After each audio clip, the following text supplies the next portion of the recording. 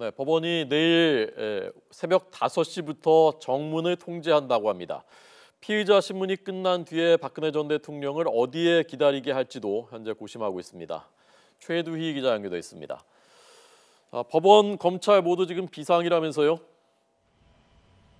네, 그렇습니다. 박 전 대통령에 대한 구속 전 피의자 신문이 이제 하루 앞으로 다가오면서 법원은 박 전 대통령의 경호 등을 준비하기 위해 분주한 모습입니다.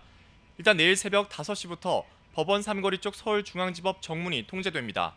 이에 따라 취재진 등도 지하철 2, 3호선 교대역 근처 동문으로 출입해야만 합니다.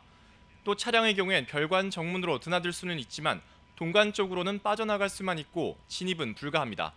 법원 정문에 대한 전체 통제 시간은 확정되지 않았지만 아마 박 전 대통령이 청사를 빠져나가는 시간까지는 통제가 계속될 것으로 보입니다. 또 박 전 대통령이 구속 전 피의자 신문을 받기 위해 들어갈 것으로 보이는 서울중앙지법의 4번 출입구 주변엔 이미 포토라인을 설정했고 취재진도 비표를 받은 사람만 들어갈 수 있도록 했습니다. 일반적으로 구속 전 피의자 신문을 앞둔 피의자들은 먼저 검찰청사에 소환돼 수사관과 함께 법원으로 이동합니다.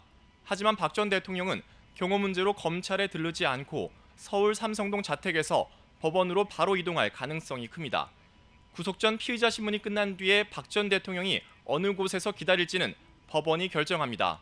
이와 관련해 법원과 청와대 경호실은 박 전 대통령의 이동 경로 등을 협의하고 있는데요. 아직도 박 전 대통령의 대기 장소는 정해지지 않았습니다.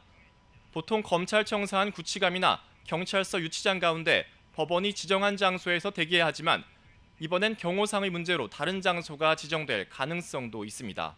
네. 내일 그 피의자 신문 어떤 양상으로 진행될 것으로 예상됩니까? 네, 일단 박근혜 전 대통령은 구속 전 피의자 신문에서 검찰의 판단이 부당하다는 점을 집중적으로 주장할 것으로 보입니다. 가장 큰 쟁점은 바로 검찰이 구속영장 청구서에 적시한 뇌물죄입니다. 뇌물죄가 인정될 경우, 그러니까 뇌물수수액이 1억 원 이상일 때는 10년 이상의 징역에 처하게 돼 있기 때문인데요.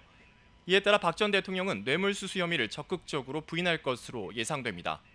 앞서 박 전 대통령 측은 검찰 수사에서도 혐의를 적극적으로 부인한 것으로 알려졌습니다. 최순실 씨가 금품을 챙긴 사실을 알지 못했고 실제로 박 전 대통령 본인이 돈을 받은 적이 없다는 입장을 내일도 그대로 유지할 가능성이 큰 겁니다.